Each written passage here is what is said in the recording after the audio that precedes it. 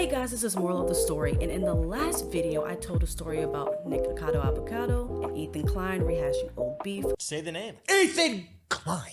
But for today's story, things are gonna get a little bit more serious. YouTube suggested to me a video called Hail Satan, and for some reason this made me interested in understanding the reasoning behind Satanism itself. So I'm curious, and before I commit to watching the entire documentary, I decided to start off with a 4-minute advice video.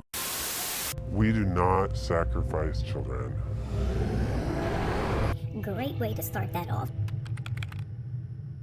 I think what attracted me most to Satanism was just, I think, how preposterous a lot of stuff that was coming from people who called themselves Christians.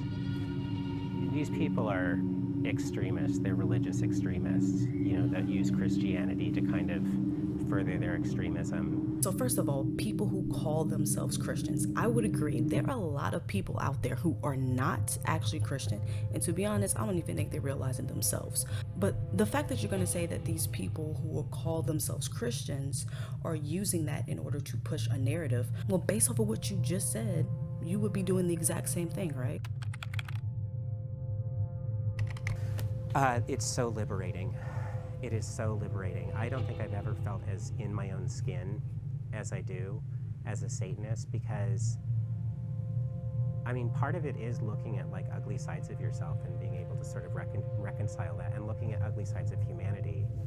Okay, notice how he says it's like looking at ugly sides of yourself and ugly sides of humanity and reconciling with them.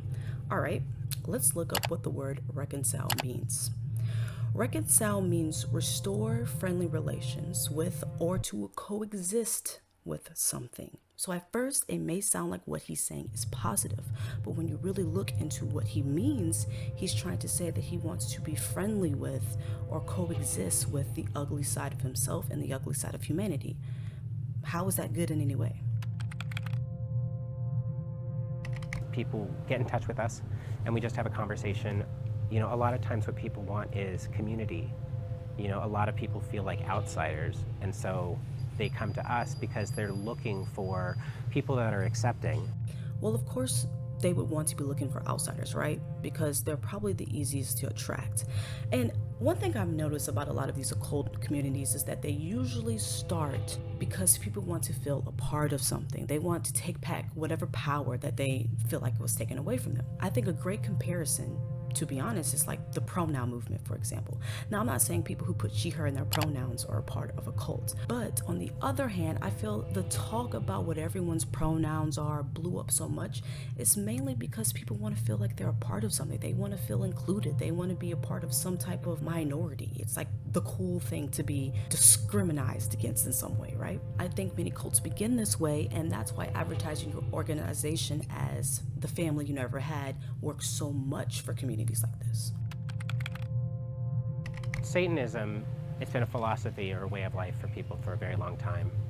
For me, Satanism is really about not letting myself off the hook, and I believe, for me, that being a Satanist is about trying to continually advocate for people, especially people who aren't able to advocate for themselves.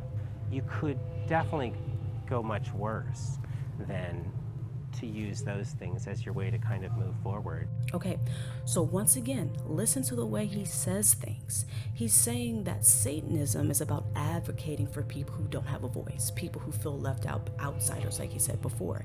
And then he goes on to say that this is a great way to keep the movement going. So in other words, they use the ability to take outsiders as a way to keep their satanic cult growing. But this is kind of backwards, because you should be influencing people to join your movement based off of the values of your organization, not simply because you want to take in lonely people. Every day. In fact, somebody is probably right now asking us to put them in touch with the devil. People ask for riches. They ask if we can allow them access to the Illuminati. Seriously, are these guys actually trying to contact the devil? Like, this goes back to the question that I had in the beginning of the video. If these people actually believe Satan exists, then why are they willingly choosing the wrong side? I don't. Satanism is a love affair with the self. actually, I think one of the things that the Satanic Temple wants to do is actually sponsor an orgy. We do. But like, we would be there as people who would fold the towels. Do what thou wilt. This is what Satanists live by. Do what you want. And it's interesting how there are many parallels between what society tells us today and what Satanists believe, right? When you look at our world today, it pretty much tells us just to do whatever you want and don't worry about what everyone else thinks or don't worry about what everyone else feels. And that advice may seem empowering at first, but in reality, it's very selfish advice. And I really do feel like it's the main reason like why our society can never agree on anything, right? Whenever you tell people to do what thou wilt, like the Satanists would say, it gives people a green light to not have any regard to the people that they live with, to the people that are surrounding them, the people who exist in society with them as well. And how can society get better when everyone is locked in this every man for himself mentality? All right, you guys, thank you for watching the video. Please leave a like, comment, and subscribe, and let me know what you guys think down below about Satanism, and have you ever met a Satanist yourself? Let me know, and I'll see you in the next one. Peace.